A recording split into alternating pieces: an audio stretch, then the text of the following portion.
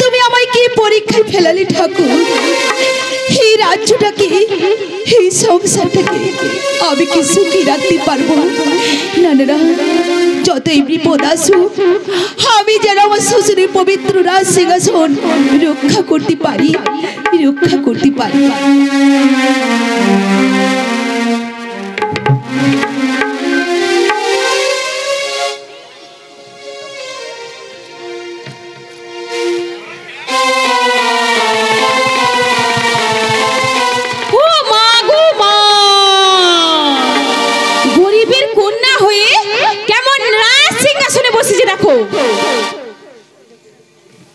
আমার দেখি লজ্জায় মাথা কাটা যাচ্ছে। আলো, তুই রাজ সিংহাসন থেকে নেমে আয়। কেন বোন, তুমি ওইভাবে বলছো কেন? এসো, আমরা দুই বোন মিলে একসঙ্গে বসবো। দুই বোন? শোন আলো, তুই হয়তো ভুলে গেছিস তুই গরিবের কন্যা আর আমি রাজার মেয়ে। আমার তোর মধ্যে অনেক পার্থক্য। আমি তোর সঙ্গে বসবো কিছুতেই না। তুই রাজ সিংহাসন থেকে নেমে আয়। না মিনা, তাই যদি তুমি মনে করে থাকো তাহলে আমি রাজ সিংহাসন থেকে কিছুতেই নামবো না। তাই নাকি? গরিবের মেয়ে দেখি আবার জেদ রয়েছে। এখনো সময় আছে আলো, রাজ সিংহাসন থেকে নেমে আয়। না মিনা না, এই রাজ সিংহাসন থেকে যতটা তোমার অধিকার রয়েছে ঠিক আমারও ততখানি অধিকার রয়েছে। তাই আমি এই সিংহাসন ছেড়ে কিছুতেই নামবো না। তাই নাকি? তবে রে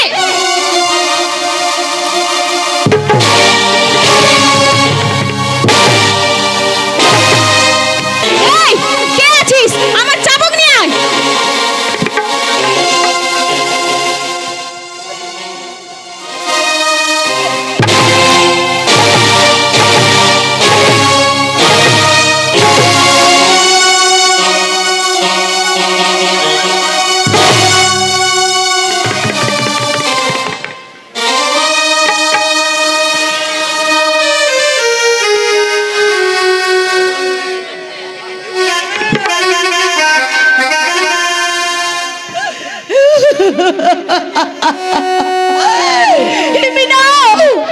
আমি তোমাকে ছোট্ট বোনের মতো আমি তোমাকে বুকে টেনে নিয়েছিলাম।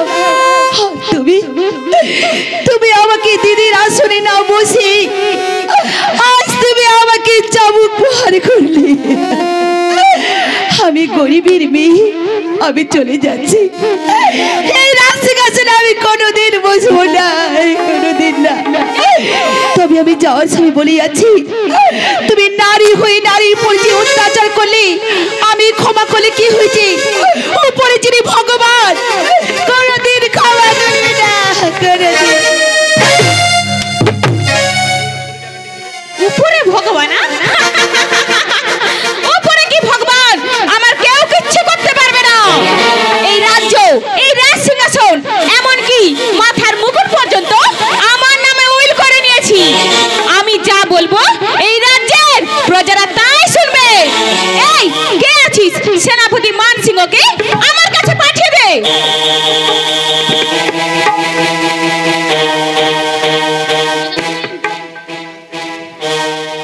মহারাজ, মহারাজ, তাই তো মহারাজ গেল কোথায়? ও আমি ভুলেই গিয়েছিলাম, মহারাজ নতুন বিয়ে করেছে, ছোট রানীকে নিয়ে ফুলসজ্জা করছে। এখানে দেখা পাওয়া যাবে না? একটু দেখা করা দরকার, রাজ্যের প্রজারা কেমন আছে একটু জানা দরকার। মহারাজ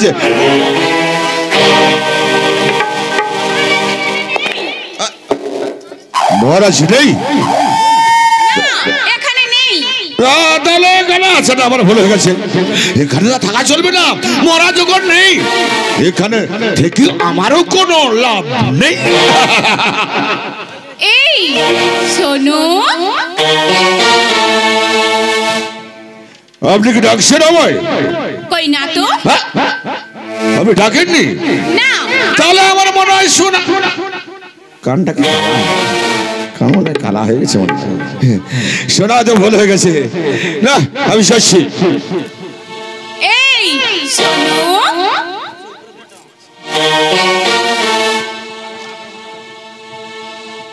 আচ্ছা আপনি কি আমায় ডাকছেন?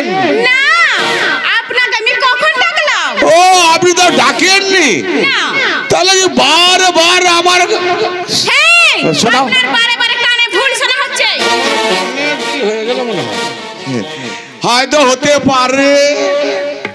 শশী, এই শোনো, আপনি কি রহস্য করছেন জানেন আমি কে? কে? আমি প্রেম কমলের সেনাপতি নবরমান সিংহ। আপনি তাহলে মান সিংহ? হ্যাঁ। আমার কিন্তু জানা ছিল না। কিন্তু এখন তো জানতে পারলেন। তাহলে মান সিংহ মশাই আপনি বসুন। কত কত আরে আমি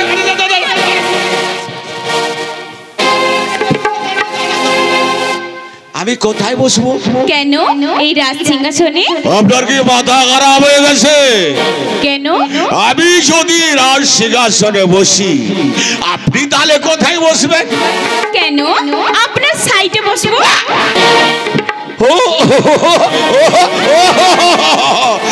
আপনি আমার পাশে বসবেন, হ্যাঁ। তার মানে আপনি এই রাজ্যের ছোট রানী। হ্যাঁ। আপনি যদি আমার পাশে বসেন তাহলে রাজকুমার জানতে পারলে তাহলে আমার কাঁধের উপর মাথাটা থাকবে না, একেবারে মাটিতে। না, আপনি ভুল শুনেছেন। যখন রাজকুমার আমার সঙ্গে বিবাহ করতে গেছিল তখন আমি একটা শর্তেই রাজকুমারকে বিবাহ করেছি। আচ্ছা। এই রাজ্য, এই রাজ সিংহাসন, এমনকি মাথার মুকুট পর্যন্ত আমার নামে উইল করেছি। তাছাড়া আমি যা বলবো সবাই তাই শুনবে। ও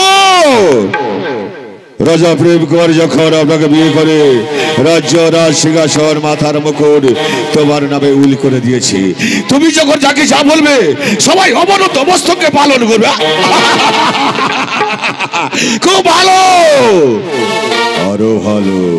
আচ্ছা এত করে খাতির করে বসাচ্ছেন, বলুদের মানেটা কি ঠিক আমি বুঝতে পারছি না। মানেটা? হ্যাঁ।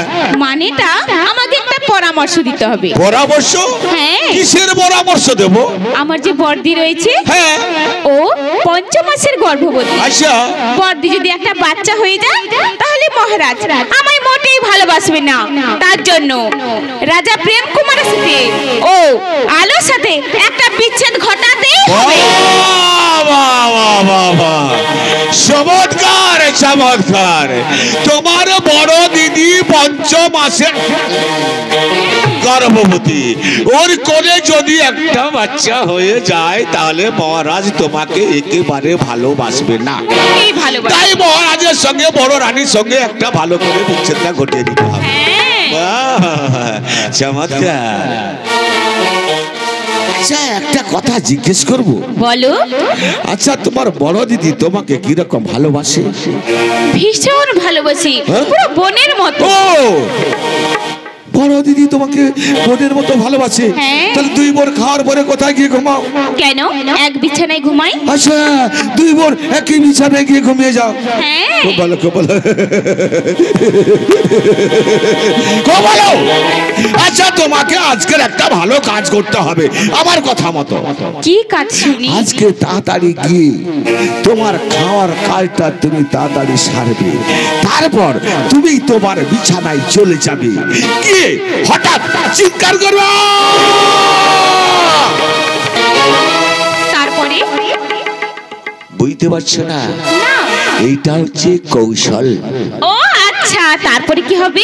কৌশল করে তুমি চিৎকার করবে, বড় দিদি গো দৌড়ে এসো, বড় দিদি দৌড়ে এসো, আর যে পারছি না, আমার দারুণ পেটে যন্ত্রণা। বড় দিদি জাগো, ডাক্তার বাড়ি থেকে 1 ঘন্টা ঔষধ নিয়ে এসে জীবন বাঁচাও, আমি যে পেটের যন্ত্রণা সহ্য করতে পারছি না।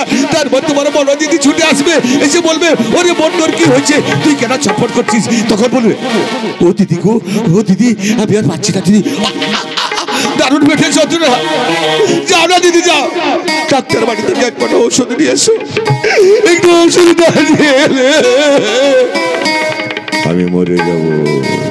তখন তোমার বড় দিদি দরজা খেলে ঔষধ আনতে যখন ছুটে যাবে, তখন মহারাজকে ডাকবে। মহারাজ ছুটেছে দেখবে তুমি একা বিছানায় পড়ে আছো, ছটফট করছো। যখন জিজ্ঞেস করবে ছোট রানী তোমাকে একা দেখছি, তোমার বড় দিদি কোথায়, তখন তুমি কি বলবে জানো?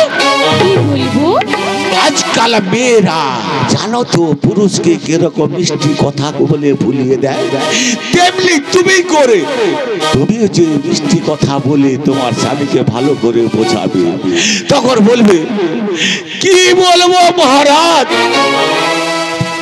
দুই বোন একই বিছানায় ঘুমিয়েছিলাম, তোর মহারাজ কি বলবো, বাইরে থেকে কে একটা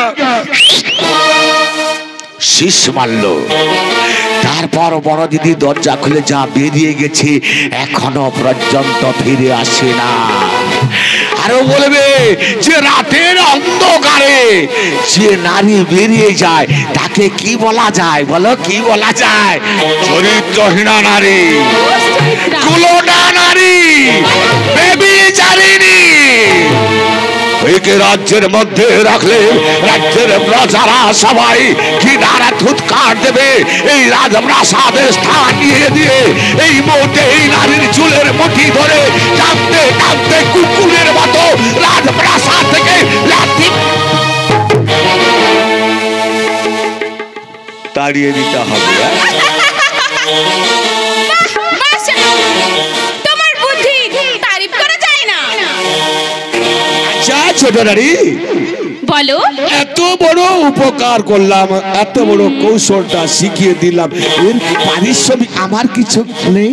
পাবে পাবে সেনাপতি, এই রাজ্য, রাজ সিংহাসন, এমনকি এই মীনা কুমারী রূপ লাবণ্য, ভালোবাসা, সিংহাসন আর তোমার মতো সুন্দরী রানী যৌবন যৌবন দুটো। কি বলছি শুনবি? ওই আবি জমিরি মিত না হতে হোটো পে মেরি গীত না হতে, আবি জমিরি মিত না হতে হোটো পে মেরি গীত না হতে।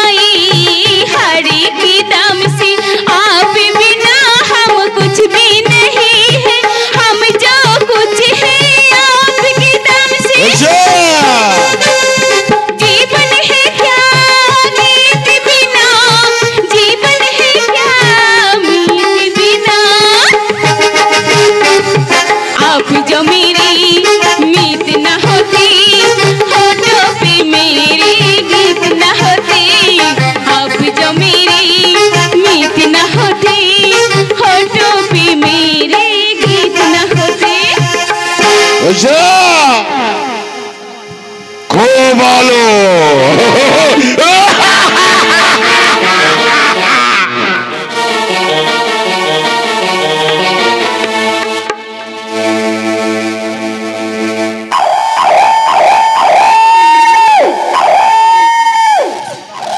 এইবার সুবর্ণ সুযোগ, ছোট রানী আমার হাতের মুঠোর মধ্যে এসে গেছে।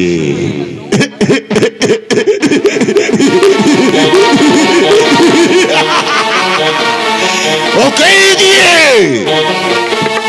আমি একটা একটা করে কাজ আমি হাতের মুঠোর মধ্যে নেব, তারপর রাজা প্রেম কুমারকে পৃথিবীর মুখ থেকে আমি সরিয়ে দেব।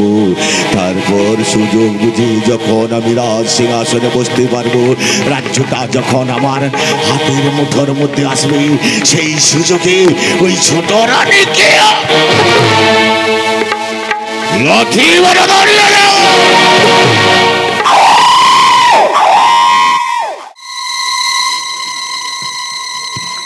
এই তো এই সুবর্ণ সুযোগ, এখন তো বর্দি খাচ্ছি না, না এই সময় শুরু করতে ভালো। বর্দি গো, কোথায় আছো? তাড়াতাড়ি ছুটে এসো গো বর্দি, আর আমি থাকতে পারছি না গো বর্দি। তোমার কি হয়েছে মিনা? তোমার কি হয়েছে মিনা? আমার খুব ভীষণ পেটে যন্ত্রণা করছে গো দিদি, আমি থাকতে পারছি না। আমাকে একটু ঔষধ এনে দাও দিদি, আমাকে একটু ঔষধ এনে দাও, নইলে আমি মরে যাবো দিদি। না মিনা, তুমি কি বলছো বোন? তুমি এখানে বিশ্রাম করো, আমি মূর্তি রাজবন্ধুর কাছ থেকে ওষুধ এনে দিচ্ছি মিনা। যাও গো দিদি।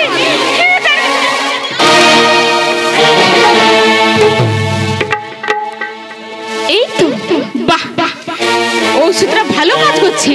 না না, যখন রাজকুমার আসবে না, ভালো করে বুঝিয়ে দেব। না, তোমাকে একা দেখছি, তোমার দিদি কোথায়? দিদি? হ্যাঁ দিদি। দিদির কথা কি বলবো, আমার জিহাটা আড়ষ্ট হয়ে আসছে। আড়ষ্ট হয়ে আসছে মানে? হ্যাঁ, আমার ভীষণ ভয় করছে। কি ভয় করছে? আমি আর দিদি করে খাবার খেয়ে এক বিছানায় ঘুমিয়েছিলাম, কিন্তু হঠাৎ বাইরে থেকে কে যেন একটা শীষ মারলো। সেই শীষ শোনার সঙ্গে সঙ্গে দিদি যে বেরিয়ে গেল, এখনো পর্যন্ত বাড়ি ফিরেনি। মিনা, এ তুমি কি বলছো? হ্যাঁ রাজকুমার, যে স্ত্রী বাড়ি থেকে রাত দুপুরে বাড়ি থেকে বেরিয়ে যায়, সে দুশ্চরিত্রা, সে কলঙ্কিনী, সে বিচারিণী। রাজা প্রজারা শুনলে আপনাকে ছি ছি করবে আর ধুৎকার দেবে। চুপ করো, ওকে আসতে দাও, ওকে একটিবারের জন্য আসতে দাও। ও কোথায় গেছে আমায় বুঝতে দাও, বুঝতে দাও। মিনা, নে বোন, আমি তোর জন্য ওষুধ এনেছি বোন। নে বোন। ঔষধ? কি ঔষধ? আমার কি হয়েছে? মিনা, এই না তুমি বললি আমার খুব পেটে যন্ত্রণা করছে, আবার তুমি বলছো আমার কিছু হয় না। মিনা, নাও মিনা, ওষুধ নাও। আর আমি ওষুধ নিয়ে কি করব? আমার কোথায় পেটে যন্ত্রণা? এই তো আমি ভালো মানুষটা দাঁড়িয়েছি। হ্যালো, তুমি কোথায় গেছিলে? যুবরাজ, আমি মিনার জন্য ওষুধ আনতে গেছিলাম। ঔষধ আনতে গেছিলে? হ্যাঁ। আমার বাড়িতে দাস দাসী কেউ নেই? তখন কেউ ছিল না বোন, হঠাৎ পেটে যন্ত্রণা খুব হচ্ছে, তাই আমি ধৈর্য ধরতে না পেরে আমি নিজেই গেছিলাম ওষুধ আনতে। কি বললে? তখন কেউ ছিল না, আজ ছলনা করেই আমার সঙ্গে প্রতারণা করা হচ্ছে। চুপ চুপ করো রে কলঙ্কিনী নারী, ছেলে একটি গরিবের মেয়ে, আমি তোকে ভালোবেসেই আজকে আমার এই রাজপ্রাসাদে স্থান দিয়েছিলাম, তার প্রতিদান তুই এমনি করে দিলি। কলঙ্কিনী, বিচারিণী, তোকে আমি কিছুতেই ক্ষমা করব না। হ্যাঁ, তো বড় কলঙ্কের বোঝা আমার মাথায় চাপিয়ে দিও না মহারাজ। তুমি বিশ্বাস করো, আমি মিনার জন্য ঔষধ আনতে গেছিলাম।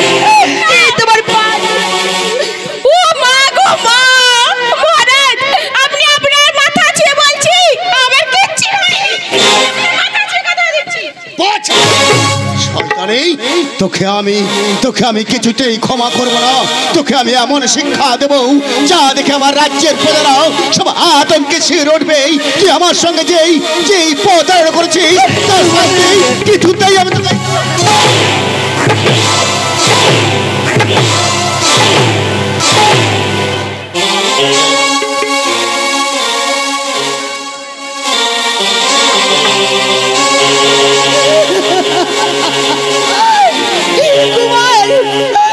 তুমি বিশ্বাস করো কুমার, তুমি বিশ্বাস করো, আমি মিনার জন্য ঔষধ আনতে গেছিলাম। আমি কোনো মিথ্যে কথা বলছি না। এই কে আছিস? ঘাতককে এখানে পাঠিয়ে দে। আমি আজ না আস্তে আস্তে দিদি তুমি আমার প্রতি হিংসা লাগিয়ে দিয়েছো। মহারাজ আমায় ডেকেছেন? হ্যাঁ ঘাতক, নিয়ে যা এই মুহূর্তে বড় রানীকে বন্দি কর।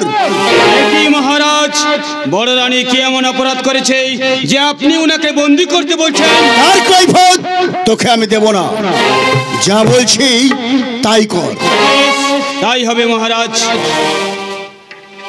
আর নিয়ে যা, সূর্য অস্তের পূর্বে এই বড় রানীকে ওই বদ্ধভূমিতে হত্যা করবি।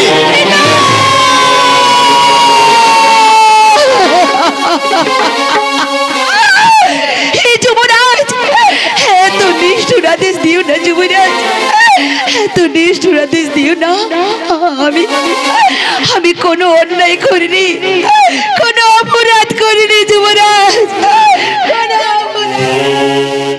পা ছেড়ে দে কলঙ্কিনী, দর্শন করতে চাই না।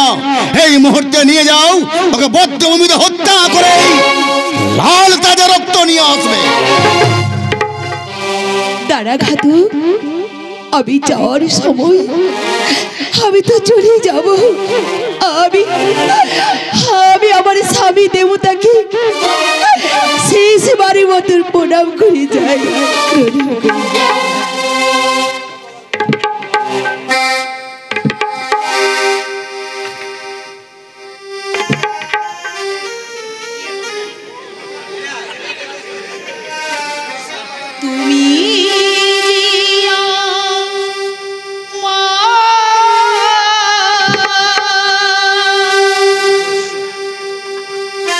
জীবন দিব